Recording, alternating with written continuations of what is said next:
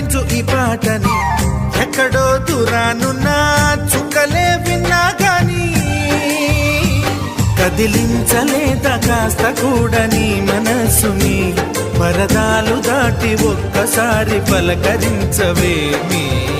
అందరినీ ఇలా వెంటపడి అడగాల సరదాగా నువ్వే ఎదురైతే సరిపోదా నిద్రపోతున్న రాత్రి నడిగా